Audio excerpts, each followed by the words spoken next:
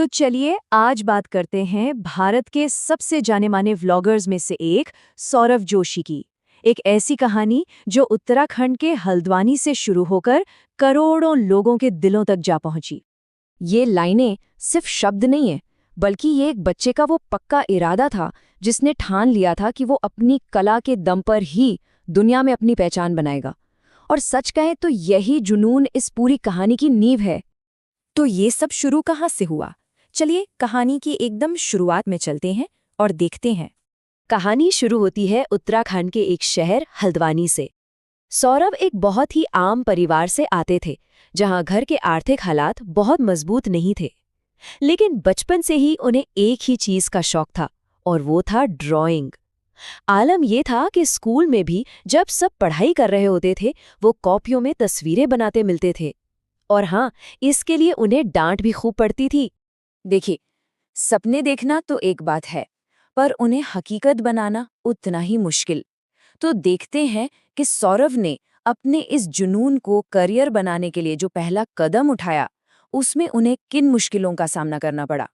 तो उन्होंने अपनी कला को दुनिया तक पहुंचाने के लिए चुना यूट्यूब का रास्ता।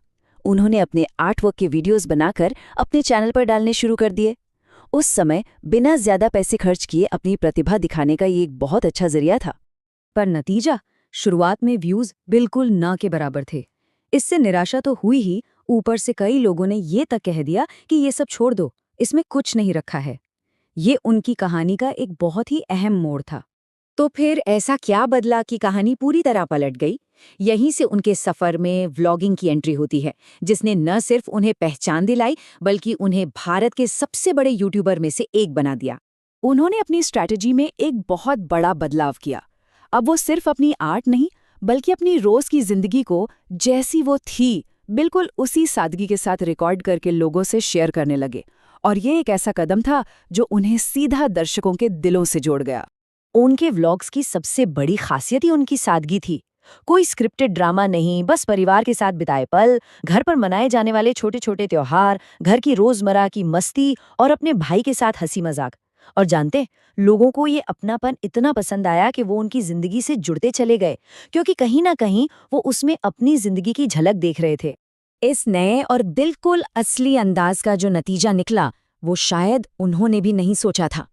चलिए देखते हैं कि इस बदलाव ने उन्हें कामयाबी की किन बुलंदियों तक पहुंचाया। लोगों को उनकी सादगी इतनी पसंद आई कि देखते ही देखते उनके चैनल के सब्सक्राइबर्स लाखों में पहुंच गए। पर ये तो बस एक शुरुआत थी, और ये सफर यहीं नहीं थमा।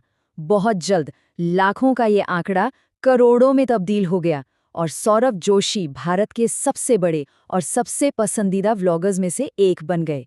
और इस ऑनलाइन सफलता ने उनकी असल जिंदगी को पूरी तरह से बदल कर रख दिया। वो परिवार जो कभी आर्थिक मुश्किलों से गुजर रहा था, अब एक खुशहाल जिंदगी जी रहा था। सौरभ ने अपने माता पिता के लिए नया घर बनाया, नई गाड़ियां खरीदी, मतलब जो सपने उन्होंने देखे थे वो अब उनकी हकीकत बन चुके थे। अब जाहिर है, जब कामयाबी इतनी बड़ी हो तो चर्चाएं तो होंगी ही। आज भी सौरभ जोशी कई वजहों से लोगों के बीच बातचीत का एक अहम हिस्सा बने रहते हैं। यहाँ हमें दो तरह की राय देखने को मिलती है। एक तरफ लाखों युवा उन्हें अपनी प्रेरणा मानते हैं कि कैसे एक आम लड़के ने इतनी कम उम्र में इतनी बड़ी सफलता हासिल की। वहीं दूसरी तरफ कुछ लोग उनके लाइफस्टाइल और उनके खर्चों पर सवाल भी उठाते हैं। खैर, ये एक ऐसी आलोचना है जो अक्सर सोशल मीडिया की दुनिया में मिली शोहरत के साथ आती ही है।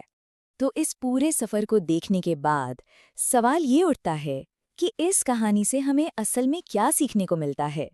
इसका असली संदेश क्या है?